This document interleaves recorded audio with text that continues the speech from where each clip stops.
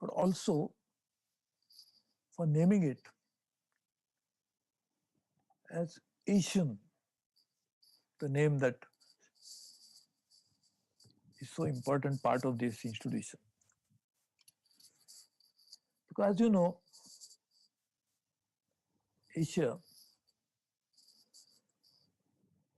is not just the most populous continent of the world. It is not just home to the most important religions of the world, all originated in Asia, all, more or less, most important ones, the most popular ones. Asia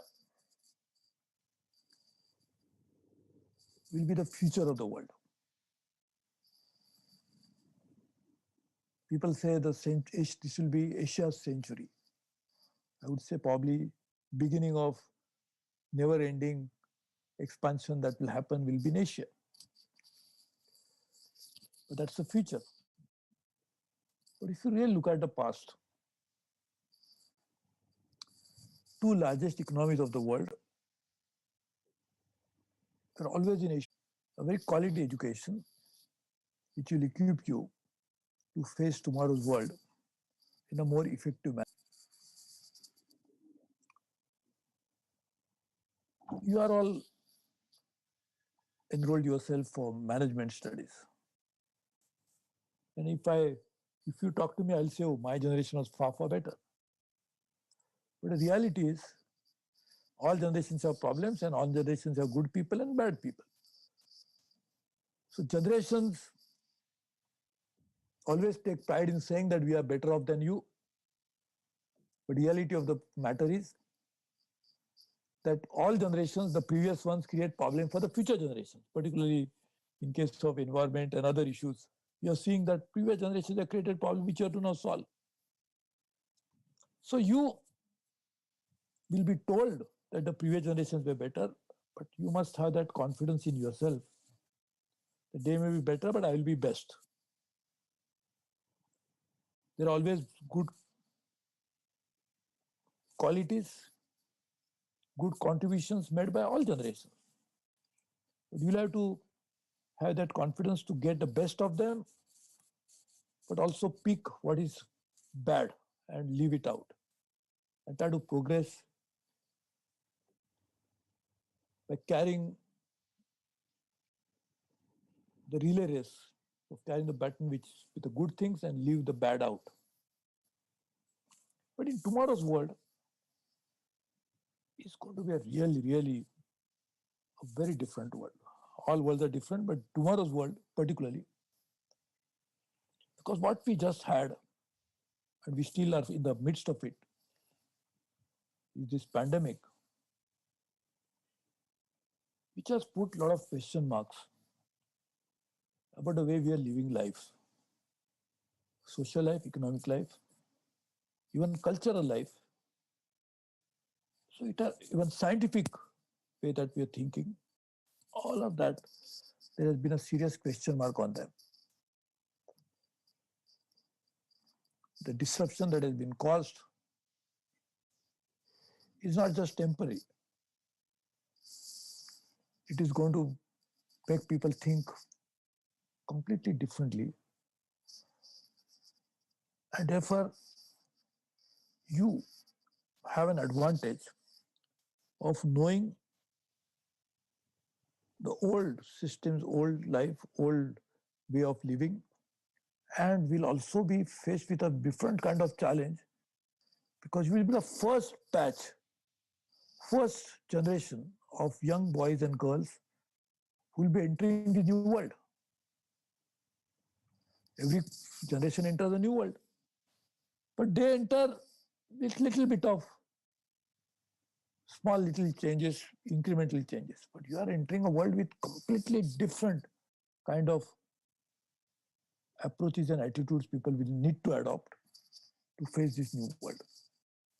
Therefore, you have an advantage of knowing the challenges of past world as the strength of the past world, but will have no fallback option to know how do I deal with a particular situation, because you'll be dealing with completely a new situation. So what will be your tools to deal with it? One is the self-confidence, which I said. But the second one will be the ability to think differently. Normally, a lawyer always relies on past case laws, because Asian, this institute also runs a law school, right? Dr. Saab, you also run a law school. So they normally rely on case laws to deal with a situation and find out that the ratio of present matter before the court, whether that ratio can be applied to the previous decided case law, and they use the case law. So the lawyer's job becomes very simple. They just only search for the case laws in the past, apply them, and put it before the bench, the judiciary, and they will obviously, if this highest court, Supreme Court has given a judgment, the lower courts will follow that. So this is how we deal with a situation, going to the past, find out how it was, a particular decision was made, how much particular situation was dealt with. You will have not such luxury. You'll have to deal with situation as it is emerging. The world is changing so fast, and it is not a continuity. It's another form of continuity in some way, but large quantum of discontinuity. So it's a different world. And therefore, the knowledge you'll acquire here will help you in some form, but I'm sure the team led by Dr. Marwa, Mr. Sharma, Dr. Srivastava will all teach you not necessarily something that you can refer to in a book, but something you can use your own ideas to deal with a situation. That's something which you'll have to learn. It is like when you're playing on a field, whatever match you're playing, we are playing football or a baseball or a cricket or a tennis, whatever game you're playing, a guide, your coach, teaches you something, and he teaches you a lot. But still, at the end of the day, when you're playing a game, you cannot just go to him and say, oh, how do I kick the ball now? How can I put it into the goal post? Or when there's a good bowler who is bowling at you, the batsman cannot run while the ball is being bowled, and before he plays to his coach and ask him, now how do I deal with it? This seems like a different ball. It's a googly. You never taught me about googly. This seems to be a completely different. And he's bowling a Yorker, which I cannot play like this. Can you tell me if there's any time to do this? No. So the same way, the coach teaches him to play, but every ball he has to play on his own. Nadal, now his coach is Moya, former world number one. His coach was his own uncle. So Nadal won 13 French Opens, 20 titles, Grand Slams. So has Federer. Both of them have won. Both have coaches, fantastic coaches. But still, they win because of coaches, but not just because of coaches. They have something more.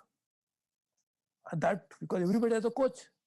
So you'll have to be on your own and try to learn that ability to take your own decision. That will be very, very important to come on that. And I'm just saying the world that is changing and why it is so changing so much so is in the last several decades. We had some sort of a quietness. Like when you are sailing on the sea and going long distance, then the deck, the captain, and the engineers, they sometimes take it easy because they are passing through a very calm sea. There's nothing to do. They can take it easy, and that they can go put in the auto mode and the ship is sailing. And then sometimes suddenly there is a disturbance And then everybody has to be called and they have to work on it because this is no longer possible that it can go on alone. So last few decades have been the calmness of that sea we have experienced. World economy was growing in a particular level. Things were happening as were expected to happen. These are the rules of game which were followed, and things are happening.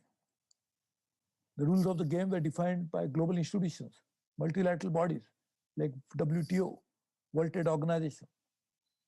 We defined, implemented, and everybody respected. So it was smooth sailing to some extent, to great extent. Now enters the world where all these institutions are under threat as well. Some countries are saying WTO has become irrelevant. They want to do global trade, but on their own terms. It is like somebody saying, I will sell my products, I will decide the price, I will decide when to deliver, I will decide the quality, but you have no say into this. Can you ever make a transaction like this? There are counterparties. A buyer also has to have a say as much as the seller will have his own ideas and his own terms. So WTO is a body which decides on behalf of both. That's what helped the global economy to grow.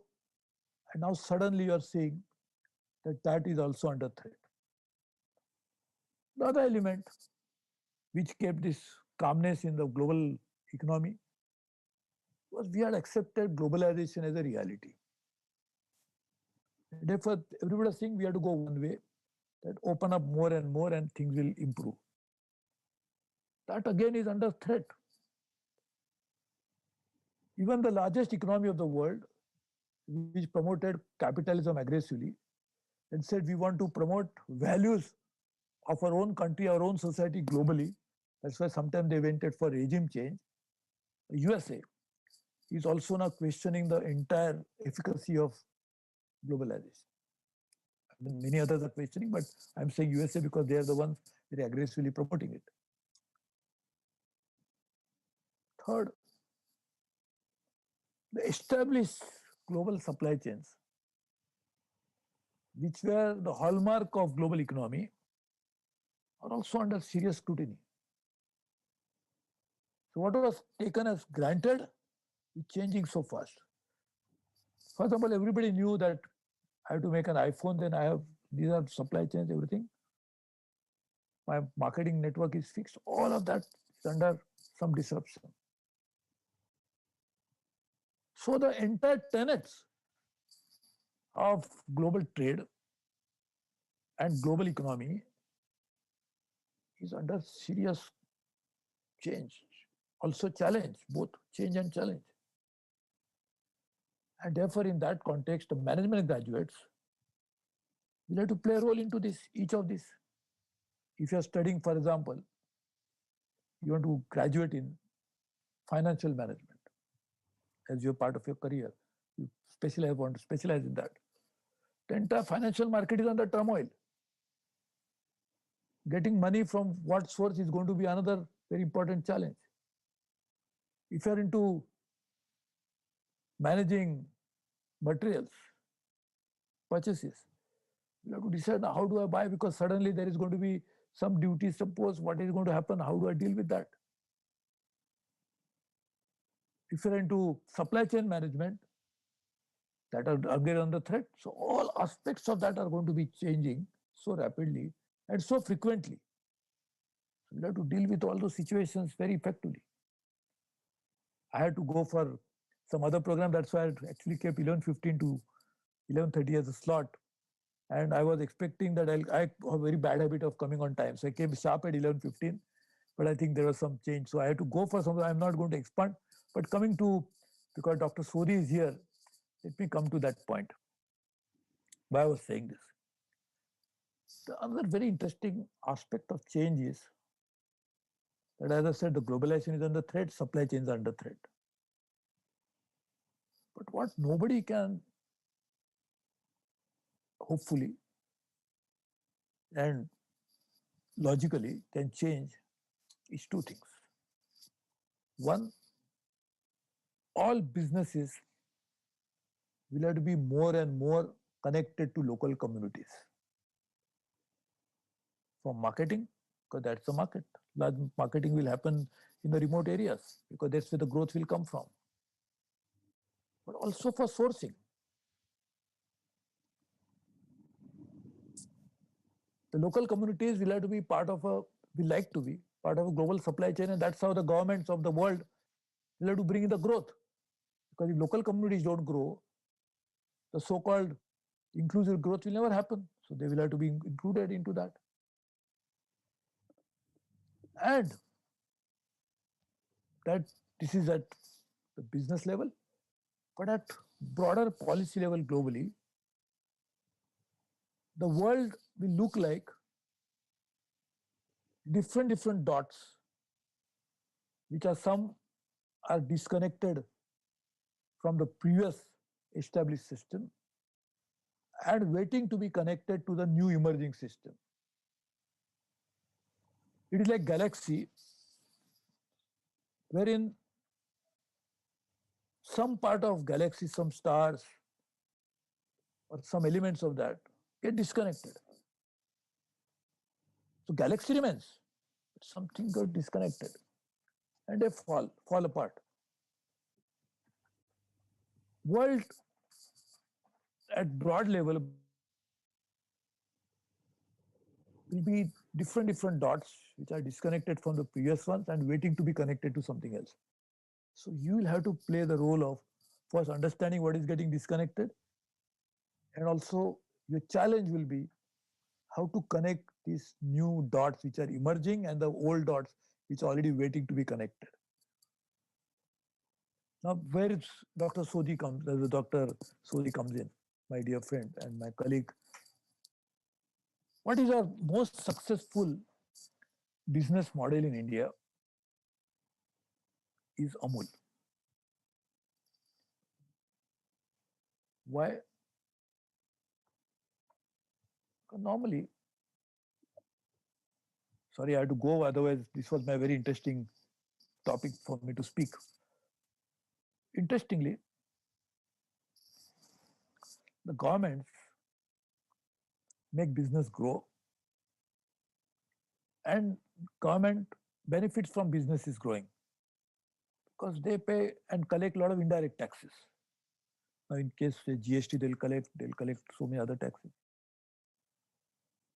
But corporates, when they grow, government can also collect corporate taxes, corporate income tax. Then the business growing, they create jobs.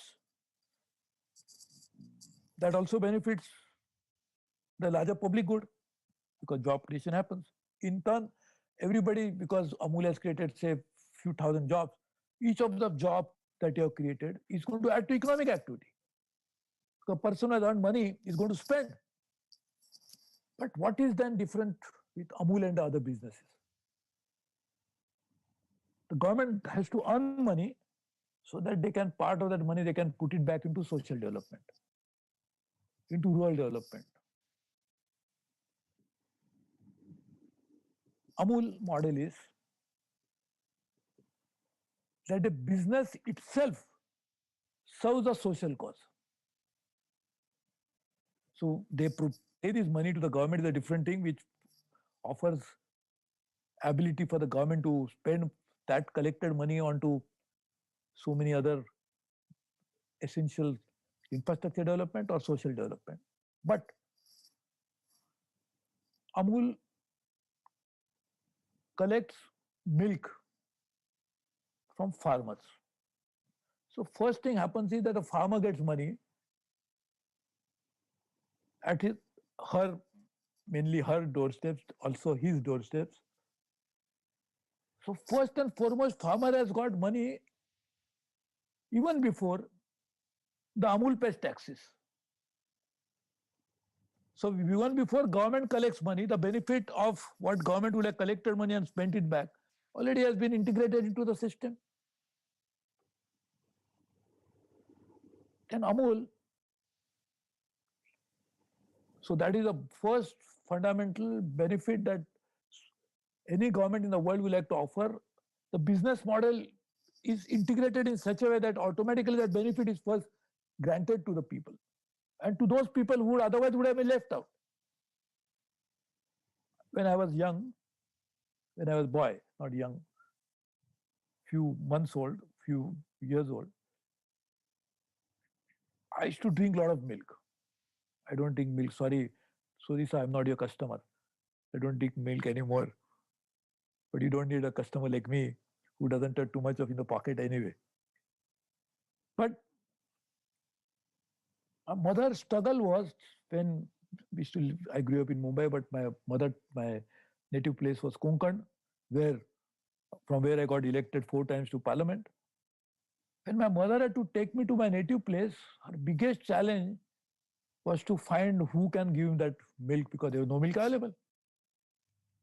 And from there, we have come to a stage today where there is so much of surplus milk in India that we have to convert into milk powder and we have to find a market for that milk powder. In fact, when I was the commerce minister, I had to dealing with that issue. I was trying to promote that, knowing that my farmers will benefit by because their product, their effort has gone into making milk powder. If you export it, they will also indirectly get benefit out of it. But that is not a point I'm saying. Where have we traveled from milk deficient country to milk surplus country because of cooperative organization. Amul is Khera district, but there are so many district cooperatives have come up, so many state cooperatives have come up. Dr. Kurian, a visionary, one of the greatest, I would think, is the Bharat Ratna candidate, who made this evolution possible. A very dear friend of mine, I worked with him and Mohan Dharia even for promoting cooperatives. And I used to come to Anand and even had spoken quite a few times at IRMA. And I would like to come again, so this is anytime you feel like. But what is a model? A globally competitive business, which Amul is completely rooted into the grassroots challenges of India. On quality parameter, nobody can beat them. Understanding changing taste of people, they are the best. They make ice cream, they make srikhand, they make cheese, they make all kinds of dairy products, value-added products, which is a problem in India. 30% of our fruits and vegetables get wasted. Here, all milk products is made into value-added products. So it's a food processing industry. It is not just collecting of milk, but food processing also.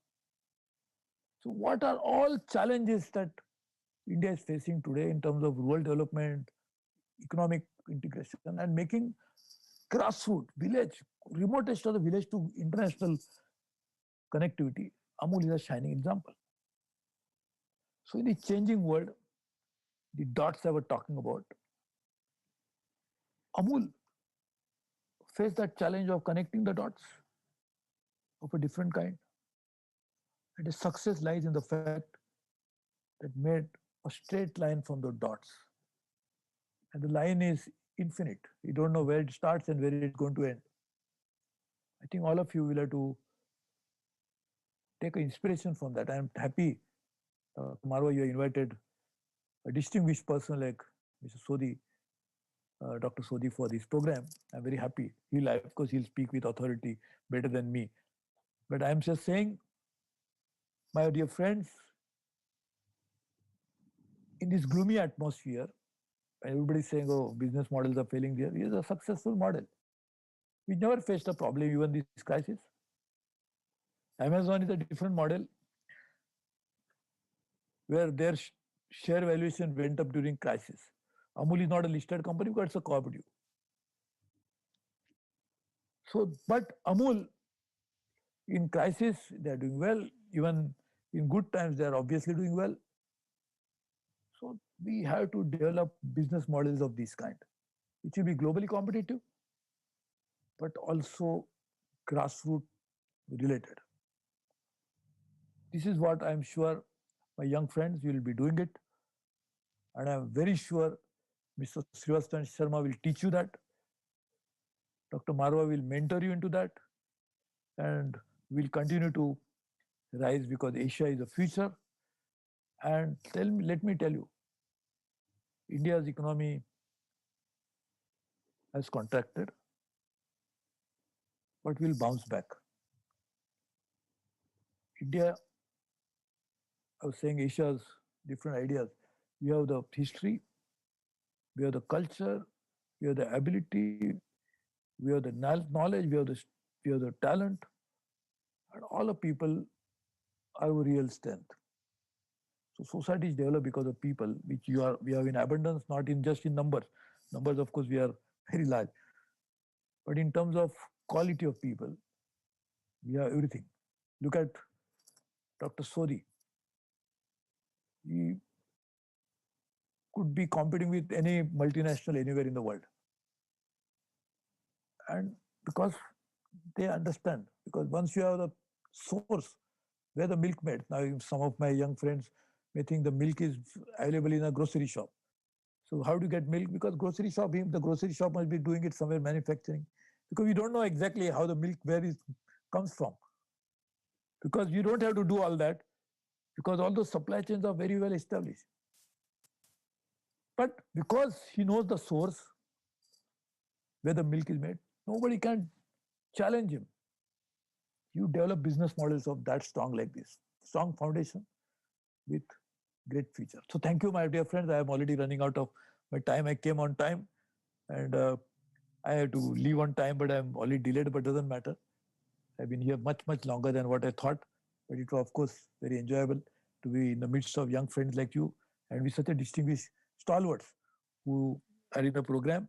So I don't belong to either of the category. I'm neither young, so I cannot be here for too long. I am not a stalwart, so I again cannot be here. So I think I'm sure the stalwarts will take over from him, and I'll thank you for giving me this opportunity. Thank you very much. All the best, my friend. Be successful graduates and be great, successful professionals. Thank you very much. Super. Wonderful. Thank you very much, sir. So Asian Education Group truly expresses its gratitude to our chief guest, Mr. Suresh Prabhu, for accepting our invitation and taking out precious time from his busy schedule to grace this orientation ceremony. As a gesture of appreciation on behalf of the Chairman AAG, Dr. Sandeep Parva, and the Directors AAG, Dr. Lalit Devi Srivastava, Mr. Saurabh Sharma, and Mr. Gurdeep Singh Raina, we would like to honor and present a memento to our chief guest, Mr. Suresh Prabhu. We shall ensure that this reaches our guest very soon.